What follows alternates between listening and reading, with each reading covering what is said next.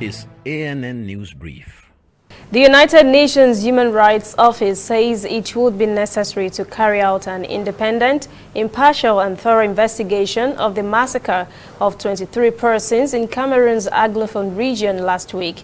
The world body's monitors on ground are reporting that 15 children, 9 of whom were younger than 5 years old, were killed. One of 2 injured pregnant women is also reported to have died of her injuries. UN human rights spokesman Robert Colville said facts are still being gathered, but that 40 armed men and members of the security and defense forces were reported to have attacked the village in Anglophone Northwest region. He said the number of children killed and pregnant women killed and injured is disturbing. The government says it will investigate the killings and would release the findings to the public, but the UN Human Rights Office is asking authorities to ensure the investigation is independent, impartial, and to hold accountable whomever they find culpable. Kenyan President Uhuru Kenyatta says his government is partnering with the World Bank to improve energy access in 14 counties under the Kenya Off-Grid Solar Access Project. The president says through the Off-Grid Solar Access Initiative, the government would provide energy to 250,000 households and more than 800 public facilities in the 14 counties. The program is part of the government's broader target of attaining an additional 2 million solar-based connections through the 2018 Kenya National Electrification Strategy.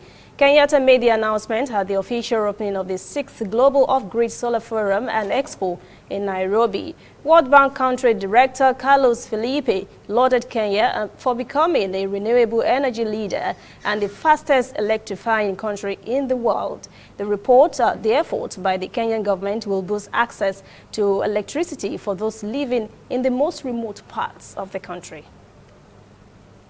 We'll be right back. Whether in your house, at your office, on your phone or online, we are there. We have the facts behind the headlines. We cut to the chase with the news you really need. We cover every angle. We are the bigger, better news network. We are African News Network. ANN. Watch ANN News on MITV from a truly African spirit.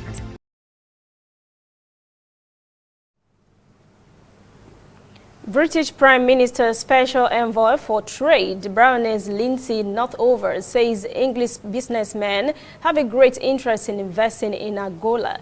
The Baroness was addressing the press in Rwanda on Tuesday after visiting with President Joe Lourenco.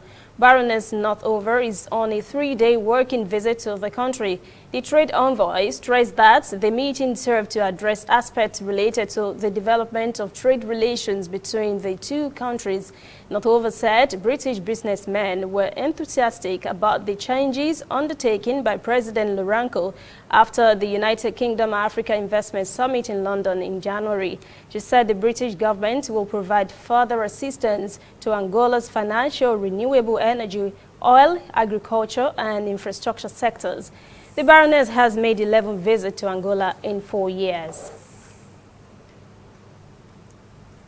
That is ANN News Brief at 10. For details on these and other breaking stories, visit our website, annafrica.news. Conversation continues on our social media platforms, Twitter, Instagram, and Facebook at ANN Africa TV.